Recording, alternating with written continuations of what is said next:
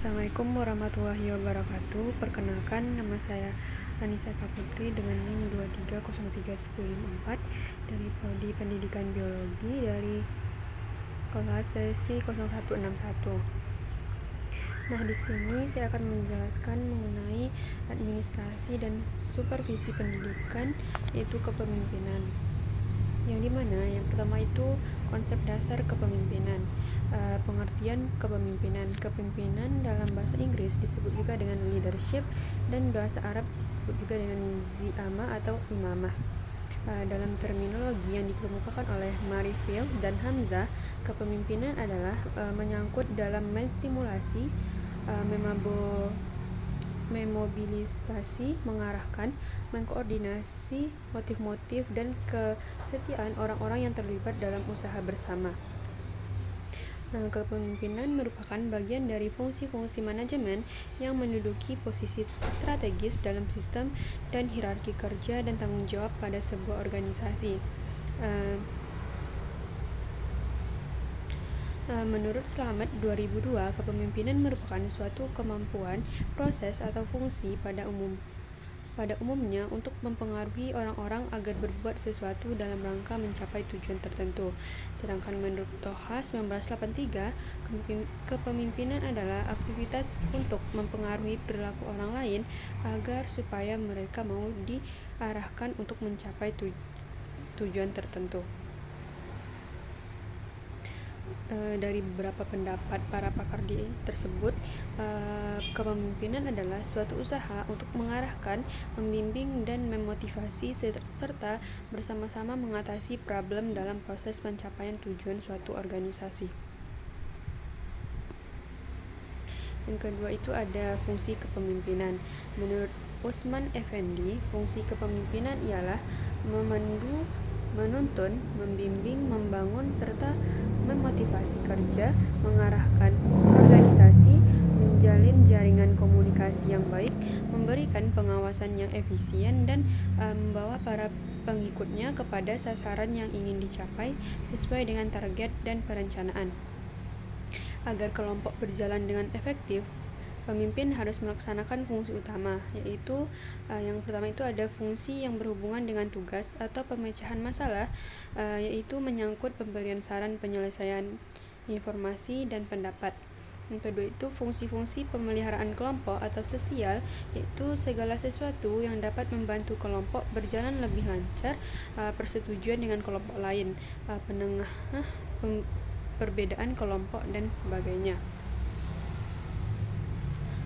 Yang ketiga itu ada gaya kepemimpinan. Menurut Siagian 2012 mengemukakan bahwa kepemimpinan adalah kemampuan seseorang untuk mempengaruhi orang lain atau para bawahannya sedemikian rupa sehingga orang lain itu mau melakukan kehendak pemimpin meskipun secara pribadi hal itu mungkin tidak disenanginya. Siagian mengemukakan bahwa peranan pemimpin atau kepemimpinan dalam organisasi atau perusahaan ada 3 bentuk, yaitu peranan yang bersifat interpersonal, peranan yang bersifat informasional, dan peranan pengambilan keputusan. Peranan yang bersifat interpersonal dalam organisasi adalah bahwa seorang pemimpin dalam perusahaan atau organisasi merupakan simbol akan keberadaan organisasi. Seorang pemimpin bertanggung jawab untuk memotivasi dan memberikan arahan kepada bawahan, dan seorang pemimpin mempunyai peran sebagai penghubung. Peranan yang bersifat informasional mengandung arti bahwa seorang pemimpin dalam organisasi mempunyai peran sebagai pemberi, penerima, dan penganalisa informasi.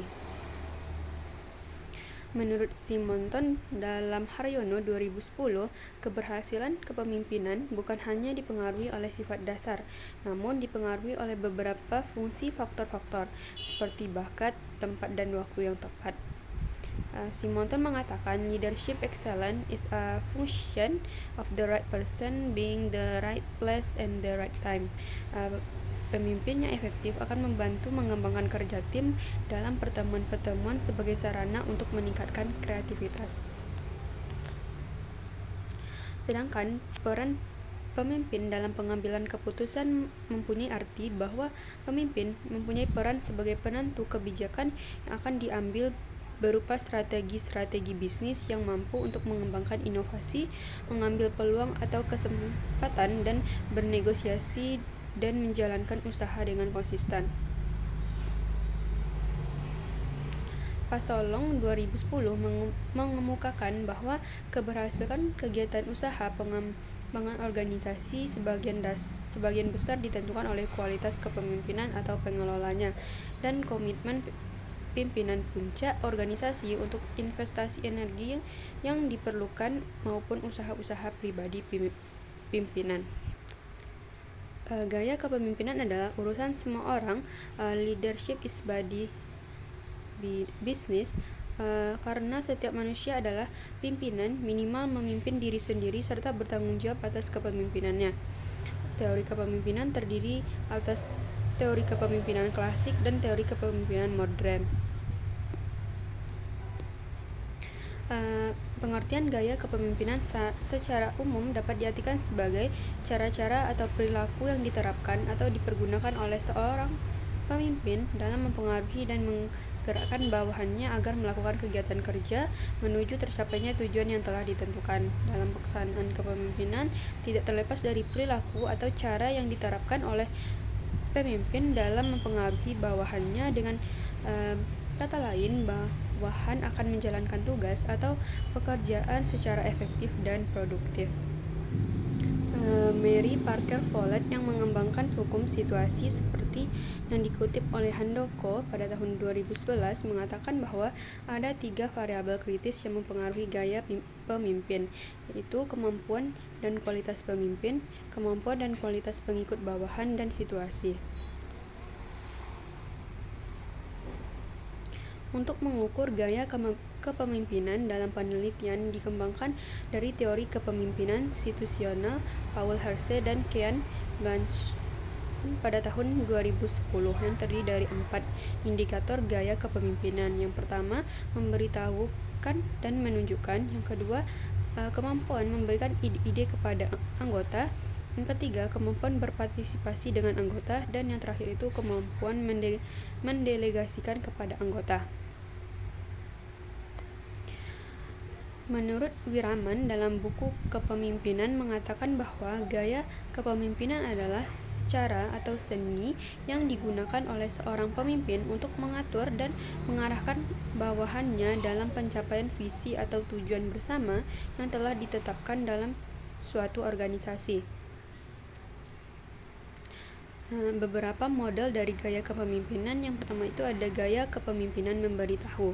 Gaya kepemimpinan ini cocok diaplikasikan kepada karyawan yang tidak berani memikul tanggung jawab, yang memiliki perilaku tugasnya di atas rata-rata dan perilaku hubungannya di bawah rata-rata.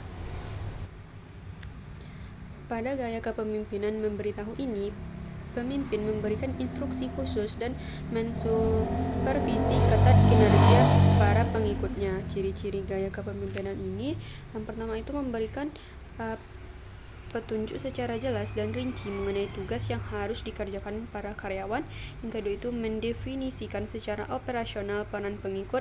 Yang ketiga, komunikasi sebagian besar satu arah. Yang keempat, pemimpin yang membuat keputusan. Yang kelima, supervisi ketat dan meminta pertanggungjawaban pengikut. Yang keenam itu instruksi secara bertingkat. Nah, ada selanjutnya gaya kepemimpinan menjual, di mana gaya kepemimpinan ini terbentuk dari perilaku tugas dan perilaku hubungan di atas rata-rata.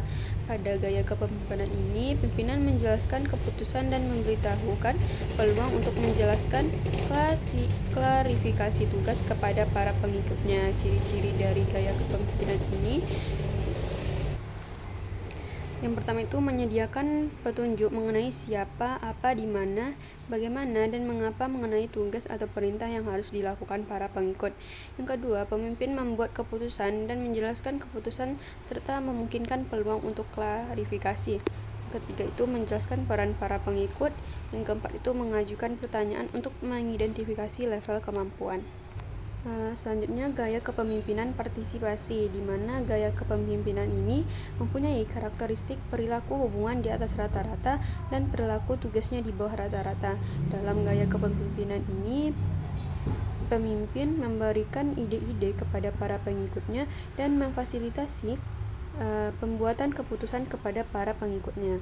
Adapun ciri-ciri dari gaya kepemimpinan ini, yang pertama, membagi tanggung jawab untuk membuat keputusan dengan para pengikut. Kedua, memfokuskan kegiatan untuk mencapai hasil. Ketiga, mengikut sertakan karyawan dalam konsekuensi tugas untuk meningkatkan komitmen dan motivasi. Keempat, menggabungkan dan pembuatan keputusan pemimpin dan karyawan. Kelima, menentukan langkah-langkah berikutnya. Yang keenam, memberikan dorongan dan dukungan. Yang ketujuh, mendorong untuk memberikan masukan. Dan yang kedelapan itu secara aktif mendengarkan apa yang dikemukakan oleh karyawan. Nah, yang terakhir dari gaya kepemimpinan ini yaitu gaya kepemimpinan delegasi, di mana gaya kepemimpinan delegasi ini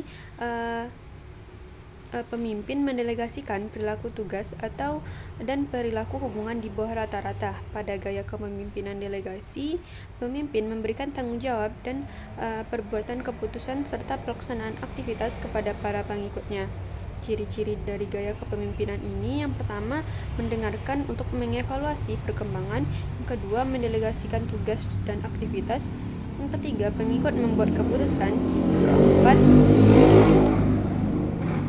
mendorong kebebasan untuk mengambil risiko. Yang kelima, supervisi longgar. Yang keenam, memonitor aktivitas. Yang ketujuh itu memperkuat hasil. Dan yang kedelapan itu selalu mudah dihubungi. Sekian yang dapat saya jelaskan. Assalamualaikum warahmatullahi wabarakatuh.